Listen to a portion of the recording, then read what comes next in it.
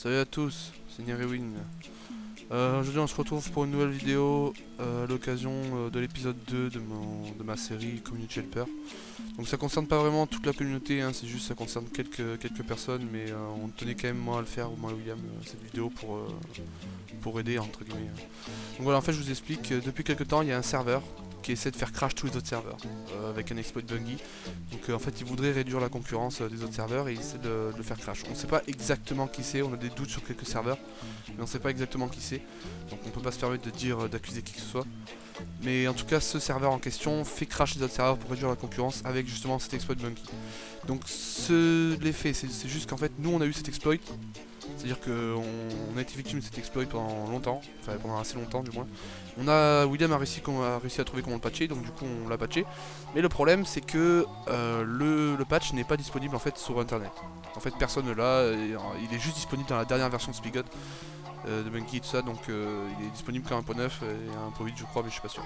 Donc ce qu'on va faire, c'est que pour les serveurs 1.7.2, on va mettre, moi je vais mettre, je fais une vidéo là, donc je fais cette vidéo pour vous mettre justement les liens et tout ça, donc pour ceux qui voudraient développer des serveurs, ou pour ceux qui ont déjà un serveur, parce qu'apparemment il y a énormément de serveurs de PvP faction, même Practice, on avait même des serveurs très peu peuplés se faire victime de ça, des gens qui s'amusent à crash ou à faire crash les serveurs comme ça.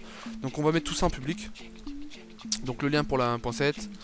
Donc on va mettre ça en public avec les liens qu'il faut, tout sera dans la description les amis. Donc voilà, si vous êtes intéressé, allez voir, allez checker, de toute façon c'est la principale chose de cette vidéo, c'est pour ça que je fais cette vidéo quoi.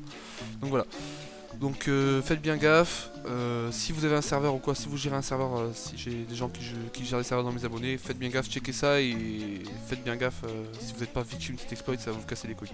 Parce que nous ça a quasiment failli, ça nous a vraiment emmerdé et bien utilisé ça peut faire couler un serveur facilement, même un gros serveur. Hein. Je sais pas si Koi et Badlion ont été victimes de cette faille, mais en tout cas eux ils l'ont patch. Donc voilà. Donc pour faire plaisir à tout le monde, entre guillemets, moi et William on met le truc en public pour les autres serveurs éventuellement. Donc voilà, c'était donc on se retrouve peut-être pour ma prochaine vidéo qui sera sûrement la vérité, ou alors peut-être pour le 4K spécial, comment trouver un cheat 2. Là je vais me pencher plutôt sur les injected et tout ce bordel.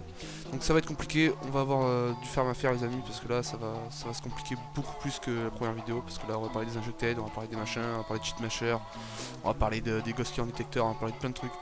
Donc ça risque d'être assez compliqué, donc voilà.